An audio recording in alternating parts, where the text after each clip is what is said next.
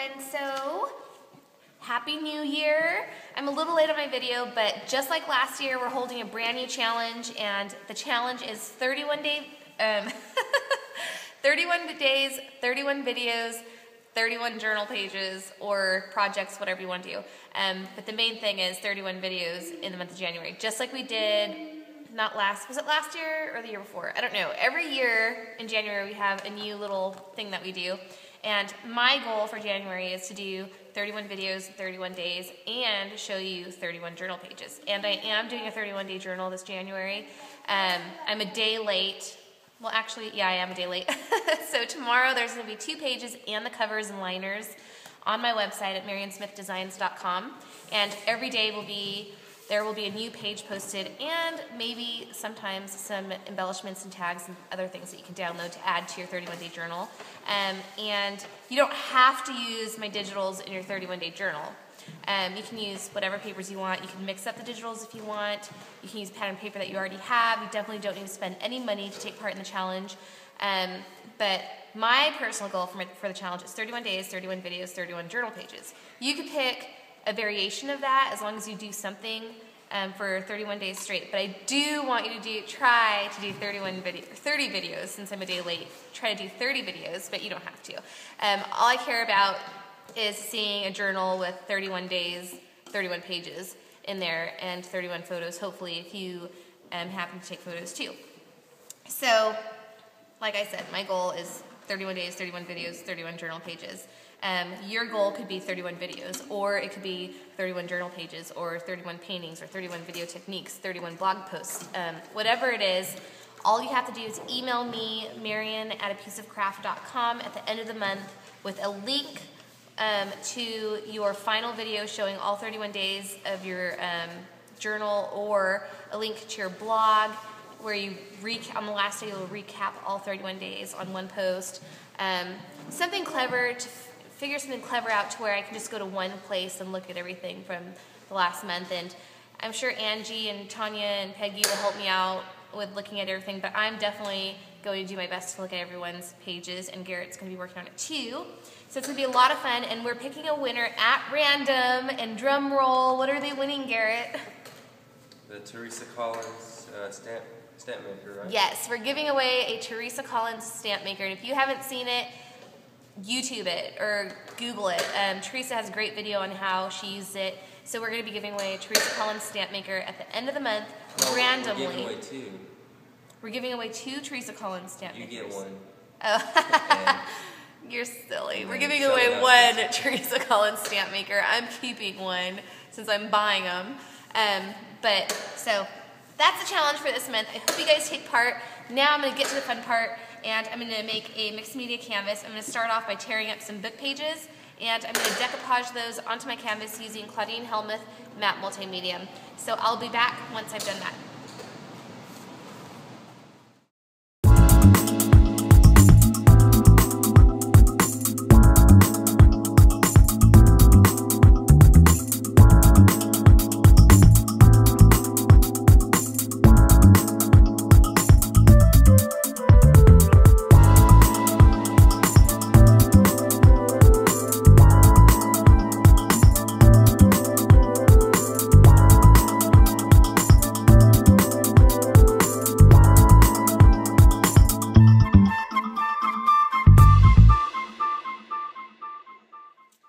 So I'm done putting all my book page pieces on, and how I do it is I just weave and layer a whole lot with the medium.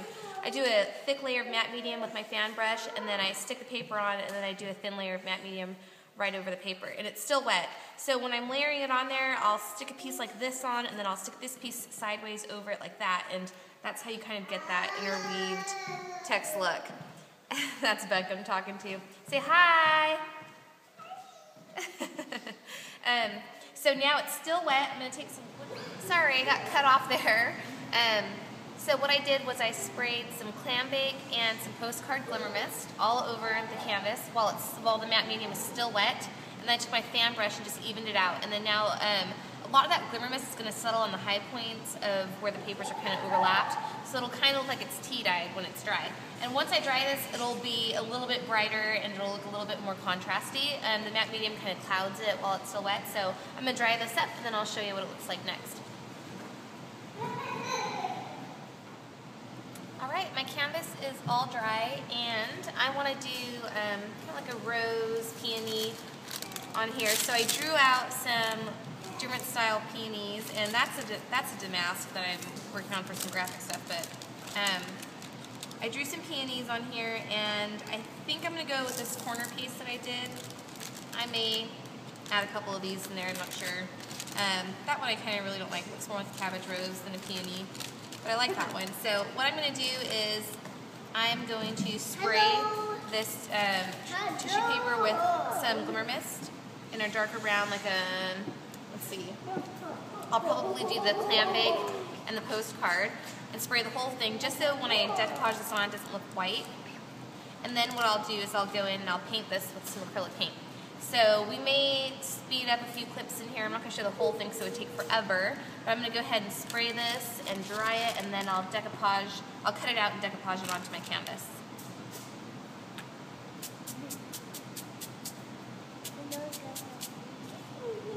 Actually, that was the one I didn't like. We don't got some more. I got some more. We don't got some more. Look. Oopsie. Eat them. I'm going to throw them for you. Open it up.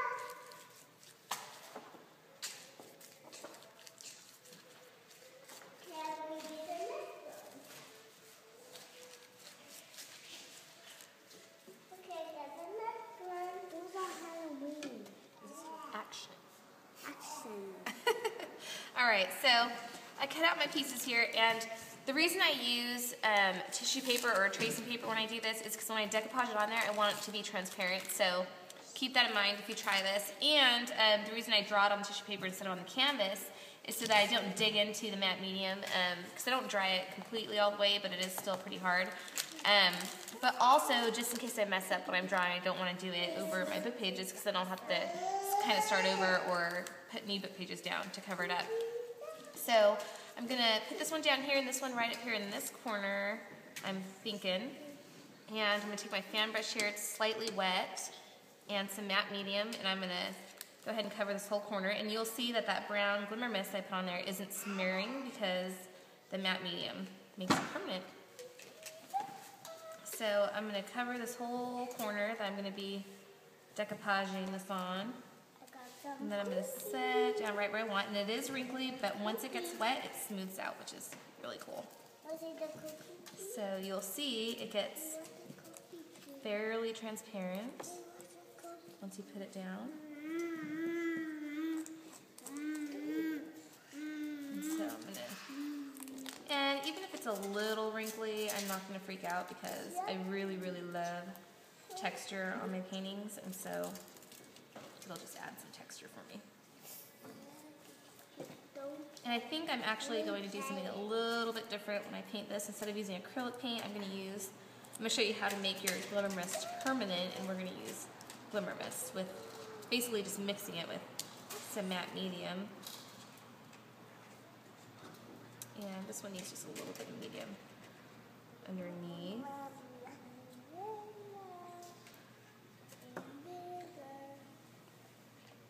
So I'm just going to smooth out some areas here. And I'm pushing some of the extra medium out of there if there is any while I'm doing this. And you'll see that my tissue paper is pretty wrinkly, so I can lift it up a little bit if I want to. As long as the matte medium isn't dry already, you can lift it back up and kind of pull some of the wrinkles out. So I'm going to do that just on this one side because I didn't brush it down very well at the beginning. Alright, so I'm going to put a little bit more matte medium down just so it can slide around a little bit better, a little bit of water. And then I'm just going to smooth that down with my brush, my fan brush. All right, so that got rid of a whole lot of those wrinkles. If you get any air bubbles, just push them out. So I'm going to continue doing that on this corner, and then I'll glue that, or decoupage that corner down. Okay, so I've got those down and dried, and I've already started painting my peonies, and I'm starting, there's a little dark area here, but just don't pay attention to that. I'm starting with the light layer of paint first, of acrylic paint. It wasn't a deep glimmer mist, but I decided I didn't like the transparent look of it. So I'm doing acrylic paint, so I'm going to paint all my petals, this really light pink, and then I'll go in with a medium pink, and then I'll go into the seams with a dark pink, and I'll show you that when we come back on the next clip.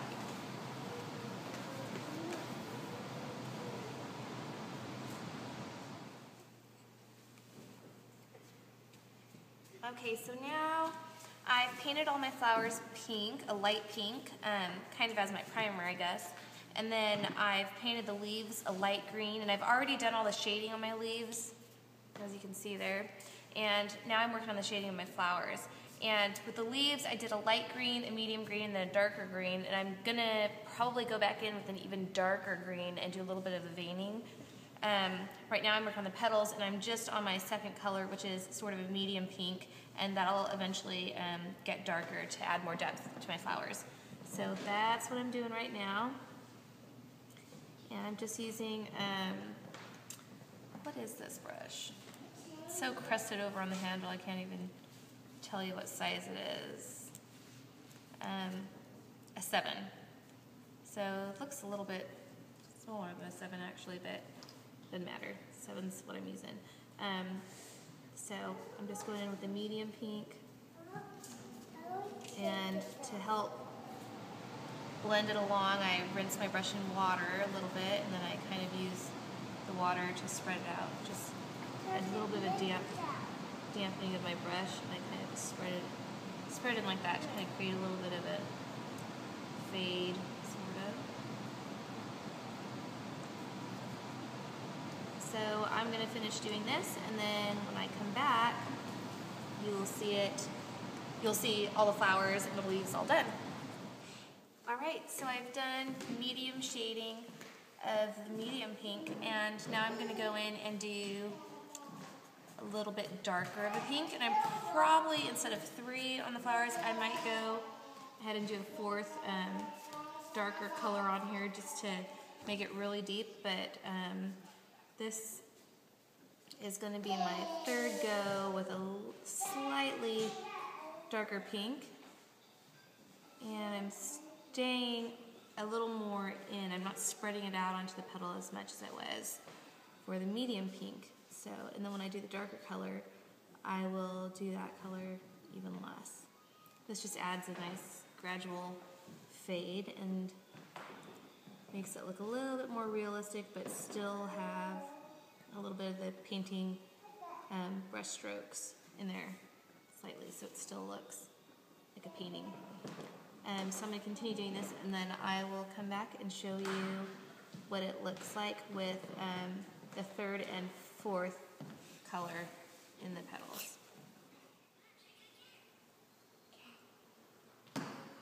Okay, so right now I'm just working on my 4th layer of shading, and when I'm working with acrylic paints, sometimes I just do everything in layers instead of blending.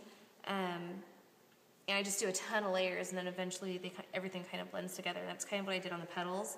And you could still come back and blend this again if you wanted it super blended, but I really like to have a little bit of a brush stroke when I'm painting like this. So this is what it looks like so far. It is going to get a little bit darker. I'm going to be working on the green leaves a little bit more and darkening those up and making those look a little bit more deep. And then I'm going to add some dimension in the center here with a little bit of surprise. So this is going to wrap up today's video. If you like the painting, come back tomorrow, because tomorrow I'm going to start adding the dimension and hopefully finishing it off. But that's it for now. Thank you so much for watching, and I hope you come back tomorrow and watch the last video. Bye, guys.